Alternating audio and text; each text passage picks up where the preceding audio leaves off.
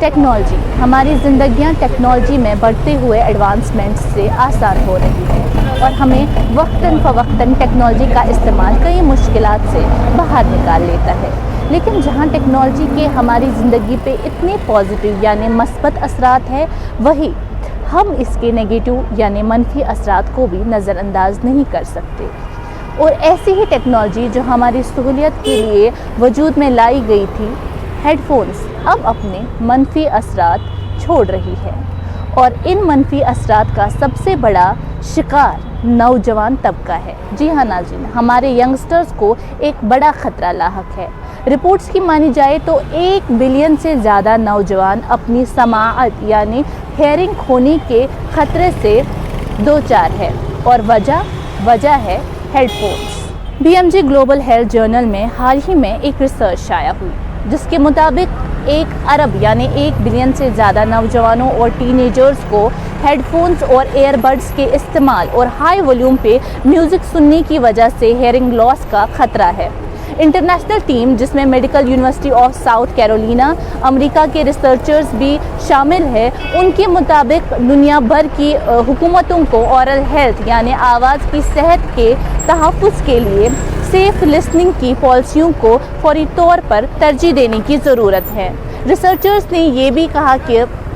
World health organisation WHO के अंदाजे के मुताबिक इस वक्त दुनिया भर में 430 मिलियन से ज़्यादा लोग सेंस ऑफ हेयरिंग से महरूम है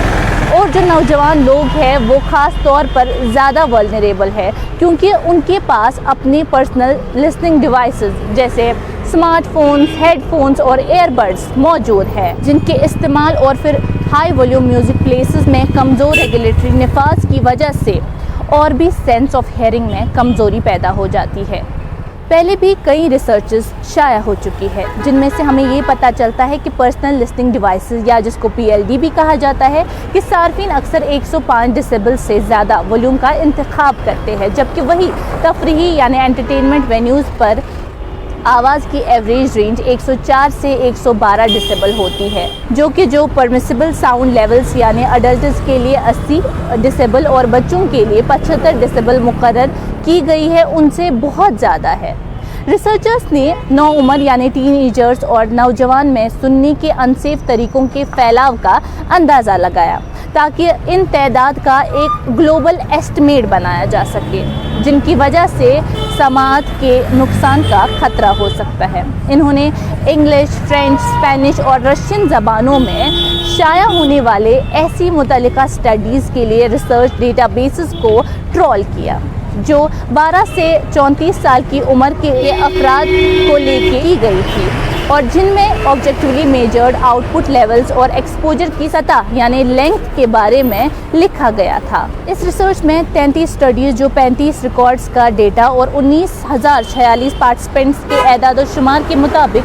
की गई है इस्तेमाल हुई। 17 रिकॉर्ड्स PLD के इस्तेमाल पर मरकूज़ थी और 18 लाउड एंटरटेनमेंट वेन्यूज़ के बारे में।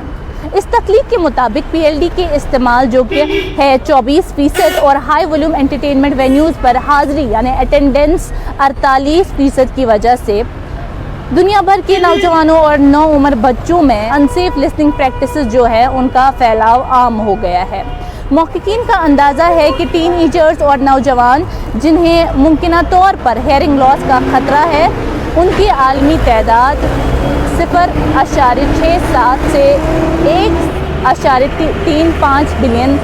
बन गई है। नाज़रीन, इस रिसर्च में सामने आने वाले हक़ाइक़ काफ़ी परेशान कुन हैं और हमें सोचने पे मजबूर कर देते हैं कि क्या हम हर चीज़ के गैर महफूज इस्तेमाल से ख़ुद का ही नुकसान नहीं कर रहे हैं।